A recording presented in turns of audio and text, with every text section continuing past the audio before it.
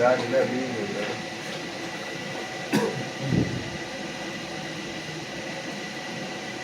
ऐसे है क्या इधर? सिस्टम एडमिनिस्ट्रेटर, ये तो यूजर नेम रखा हुआ है एडमिनिस्ट्रेटर जो टैग रूम वाले।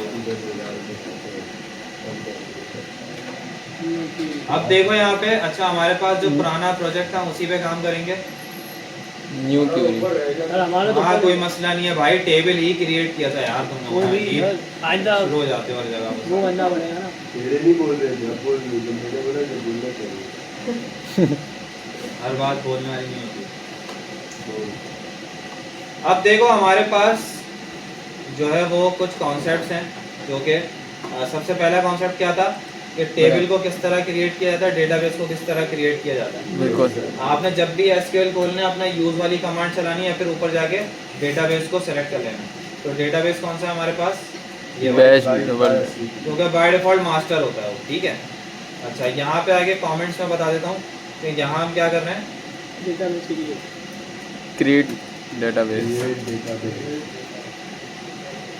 डेटाबेस क्रिएट कर चुके हैं, और इसके अलावा टेबल टेबल्स रिलेशन बनाएंगे। ये मैंने लिख दिया। ठीक है। अच्छा अब देख लेते हैं कुछ DDL commands. DDL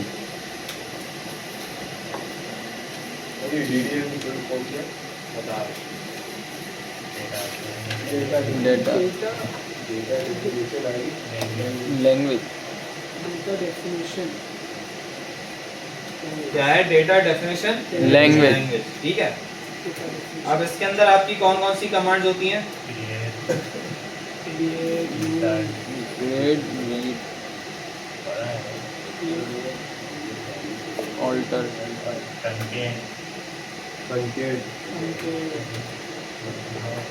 job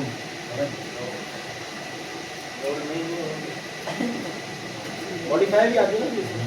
modifier order के अंदर आती है।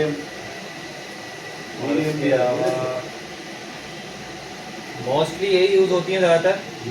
ट्रंकेट होती है, ऑल्टर होती है, क्रिएट होती है, ड्रॉप होती है, और इसके अलावा सर ये ऑल्टर मॉडिफायर करते हैं, ऑल्टर मॉडिफायर मॉडिफाई ऑल्टर के अंदर ही आता है। मॉडिफाई आपका ऑल्टर के अंदर ही आता है, ऑल्टर के साथ ही यूज होता है, ठीक है। देख लेंगे और याद आएंगे तो ठीक है। अच्छा खैर यहाँ पे पीपीटी में चलते हैं, तो यहाँ पे भी लिख दिया। यहाँ पे जाके सिंपल लिखते हैं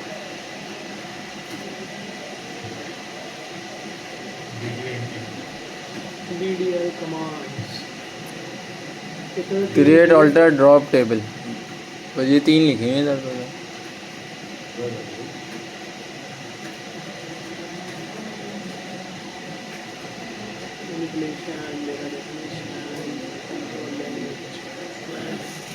ये आ गया डेटा डेफिनेशन लैंग्वेज। अच्छा अब DDL कमांड्स के अंदर आपके पास कौन कौन सी कमांड्स हैं, और ये करते क्या हैं, DDL करता क्या है, DDL कमांड्स का यूज क्या होता है। Manage database. DDL कमांड्स आपके पास डेटाबेस के ऑब्जेक्ट्स को मैनेज करता है। अच्छा ऑब्जेक्ट। अब ऑब्जेक्ट्स क्या है, टेबल्स हैं। ठीक है। डेटाबेस के ऑब्जेक्ट्स क्या है, टेबल्स हो गए, इसके अलावा आपके ट्रिगर्स हो गए, इसके अलावा आपके स्टोर्ड प्रोसीजर हो गए, फंक्शंस हो गए, तमाम क्या है डेटाबेस के ऑब्जेक्ट्स हैं, ठीक है। टेबल पर काम करता है, नहीं बाकी चीज़ों पे भी करता है। डेटाबेस ऑब्जेक्ट्स लिखा हुआ है ना, ऑब्जेक्ट्स लिखा हुआ है बिल्कुल। ठीक है। मतलब किसी भी चीज़ की डेफिनेशन के लिए, डेफिनेशन मतलब एक टेबल क्रिएट होगा, उसके अंदर कितने कॉलम्स होंगे, ठीक है, ये डेफिनेशन हो गई। उसके अंदर जब रिकॉर्ड्स डालने की बारी आएगी तो फिर कौन सी कमांड आ जाएंगी, DML आ जाएंगी, ठीक है। तो एक आपके पास होती है DDL कमांड्स, एक होती है DML commands.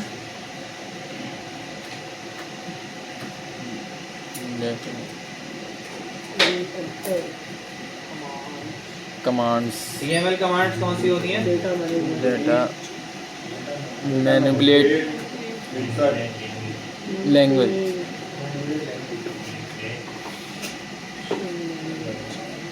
Data manipulation language. और इसमें कौन कौन सी होती हैं, अपडेट, डिलीट,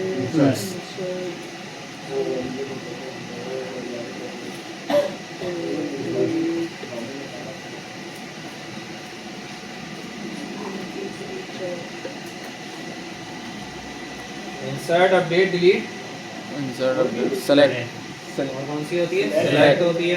और बस खत्म। कुछ नहीं होता। सही है। अच्छा, इसके बाद आपकी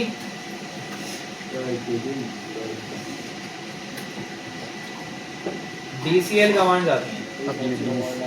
डेटा Data कंट्रोल लैंग्वेज। हाँ ये है। मैंने तो अभी लिख लिया तुमने इतना। तुमने अभी तो लगाई थी वो। स्लाइड हाँ मैंने उसी में से पढ़ा तो बस याद आ गया। DCL इसमें होती है इसमें क्या क्या होता है? ग्रांट। ग्रांट। ग्रांट मतलब किसी को एक्सेस देना। ग्रांट करना कि मैं आपको परमिशन दे रहा हूँ जाओ। ठीक है। इसके अंदर भी हम ये बना इसके अलावा रिवोक ये क्या है सर? रिवोक और देना है। रिवोक मतलब परमिशन ले लेना वापस रिवोक कि भाई आपको मैंने कुछ टाइम तक एक राइट्स दिए ग्रांट किया कि भाई वो कहते हैं ना काइंडली ग्रांट में लीव। हाँ एप्लीकेशन तो रटी हुई होगी बचपन की। यस सर एंड नवाजिश होगी एंड नवाजिश होगी। कल बारिश होगी योर ओबीडिएंटली। तो काइंडली ग्रांट में लीव जो होता है वो इसका मतलब यही होता है कि मुझे इनायत फरमाए छुट्टी 1 दिन की 2 दिन की। इंटर में आगे पता चलता हाँ ये आपको यहाँ पे आगे पता चले कि ग्रांट किस लिए यूज होता है। ठीक है। अच्छा ये कॉन्सेप्ट इसलिए यूज होता है कि किसी को परमिशन आपने ग्रांट करनी होती है, एक्सेस ग्रांट करना होता है, देना होता है उसको, तो आप ग्रांट का कमांड यूज करते हो। इसके अलावा जब आपने वही परमिशन लेनी होती है, एक्सेस लेना होता है, तो आप क्या करते हो? रिवोक। रिवोक कर लेते लेंगे हो। और इसके अलावा जब डिनाई किसी को मना करना होता है तो डिनाई एक करते मिनट रिवोक का समझ में नहीं आया। हो। रिवोक मतलब परमिशन ले ली वापस, ग्रांट परमिशन दे दी, रिवोक वापस दे दी, बस सिंपल। ये सही है दीदी और भी ले ली और कितना आसान बताऊं, इजी वर्ड्स में मैंने आपको समझा दिया। ठीक है। अच्छा इसके अलावा आपके पास होती हैं और तो कुछ नहीं होता भैया ये तो होती है बस, और होती हैं लेकिन वो हमारे कोर्स का हिस्सा नहीं है। ठीक है। अरे सर वो भी अच्छा बता देंगे अब चलते हैं DDL कमांड्स में। और DDL के अंदर हमने क्या क्या चीज़ें देखी? DDL के अंदर हमारे पास डेटा की डेफिनेशन बताने के लिए आप DDL कमांड्स को यूज़ करते हो। डेटाबेस ऑब्जेक्ट्स को डिफाइन करने के लिए आप किसको यूज़ करते हो? DDL कमांड्स को। और DDL कमांड्स के अंदर आपकी कौन कौन सी आती हैं? क्रिएट, ऑल्टर, ड्रॉप और ट्रंकेट। सबसे पहली आपके पास कमांड है कौन सी? क्रिएट वाली, हमने फिर हाल ही कर जो हमने कल हम एग्जीक्यूट कर चुके हैं। क्रिएट डेटाबेस और डेटाबेस का नाम। हाँ हमेशा जब भी डेटाबेस को क्रिएट करना होगा कौन सी कमांड चलाओगे? Create database. क्रिएट डेटाबेस और फिर डेटाबेस का नाम जब भी टेबल को क्रिएट करना होगा, जब भी क्रिएट की कमांड चलेगी। क्रिएट टेबल, टेबल का नाम, उसके बाद आप राउंड ब्रैकेट्स लगा के उसके अंदर तमाम कॉलम्स के नाम दोगे। कॉलम्स के साथ उनकी डेटा की टाइप बताओगे। Bar chart. अब डेटा टाइप कौन कौन सी हैं? Bar chart. एक इंटीजर है। इंटीजर है, इंटीजर क्या करता है? नंबर सिर्फ नंबर को लेगा। बार चार्ट क्या करेगा? स्ट्रिंग को लेगा। स्ट्रिंग को लेगा, नंबर्स को नहीं लेगा, स्ट्रिंग को लेगा। नंबर को स्ट्रिंग में कन्वर्ट कर देते हैं। नंबर को भी स्ट्रिंग में कन्वर्ट कर देगा, लेकिन उसको भी आपको सिंगल कोट्स में पास करना पड़ेगा। डबल कोट्स में नहीं, single quotes. Single code SQL server के अंदर आपको सिंगल कोट्स में पास करना पड़ता है। इसके अलावा आपके पास डेट टाइम होता है। डेट टाइम ठीक है। टाइम स्टैम्प होता है। ये तमाम क्या है? Data Data type. type। ठीक है। अच्छा कॉलम के नेम आपको पता है, आईडी आ गया, नेम आ गया, उसके अलावा फोन नंबर आ गया, जो भी चीज़ आ गई आपने उसको डेटा टाइप दे दी और उसके साथ साथ उसकी कैरेक्टर लेंथ यहाँ लिख देता हूँ। सही बॉक्स को बड़ा कर दो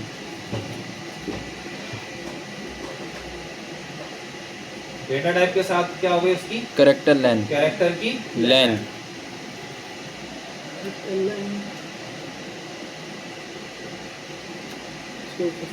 डबल कॉमा आ गया ठीक है भाई। ठीक है सर अच्छा आगे चलते हैं। सेव कर लें चलो चल दिया। अब कस्टमर का टेबल पहले यहाँ पे हमने देखा जनरलाइज फॉर्म सही है। कि किस तरह टेबल्स को क्रिएट किया जाता है। क्रिएट टेबल करके टेबल का नाम, उसके बाद उसके अंदर जो भी उसकी डेफिनेशन होगी, कॉलम्स के नाम, कॉलम्स के नाम फॉर एग्जांपल अब इस data तरीके से आपको बताया जा रहा है कि आपने क्रिएट टेबल किया टेबल का नाम क्या लिखा? Customer। कस्टमर। अब कस्टमर का टेबल क्रिएट हो रहा है तो उसके अंदर उसके कुछ एंटिटीज होंगी, कुछ उसकी जो है फील्ड्स होंगी, कॉलम्स होंगे। अब वो कॉलम्स क्या क्या है? कस्टमर की आईडी। अब सही। आईडी क्या होगी? इंटीजर में होगी। इंटीजर में होगी बिल्कुल। आईडी ABCD तो होती नहीं है, ठीक है, तो इंटीजर होगी। तो इंटीजर के लिए आप क्या यूज करोगे? इंट। सेकंड क्या है आपका? Last name. जो कि वारचार कर दिया, उसकी कैरेक्टर लेंथ लिख दी, वो डेटा टाइप हो गई। फर्स्ट नेम वो भी वारचार हो गया, एड्रेस वो भी वारचार, सिटी वो भी वारचार, ठीक है। ये तमाम चीज़ें हम लास्ट क्लास में कर चुके थे। जैसे हमने यहाँ पे किया था, आईडी डेटाबेस क्रिएट किया था, क्रिएट डेटाबेस, डेटाबेस का नाम। पहला हो गया। यूज की कमांड हमने इसलिए चलाई थी ताकि यहाँ पे डेटाबेस का नाम हमारा लिखा हुआ है, यूज हो जाए कि हम इसी डेटाबेस के अंदर टेबल्स को क्रिएट करेंगे।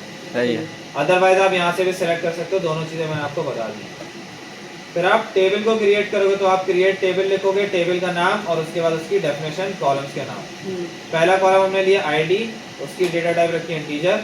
दूसरा कॉलम लिया नेम, उसकी डेटा टाइप वारचार, ईमेल वारचार, एड्रेस वारचार। सबकी हमने कैरेक्टर लेंथ डिफाइन कर दी, कितने कैरेक्टर्स होंगे। अगर आप 50 से ज़्यादा लिखोगे, 60 या 61 लिखोगे या 51 भी कर दोगे तो आपके पास क्या होगा?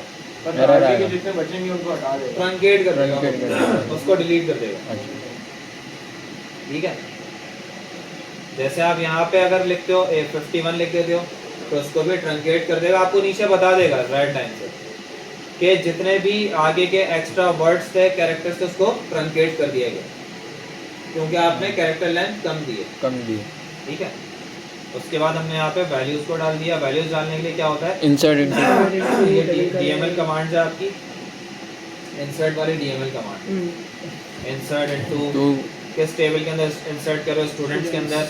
उसके पहले आप कॉलम्स के नाम दोगे और उसके बाद उसके वैल्यूज दे नाम दोगे, ठीक है।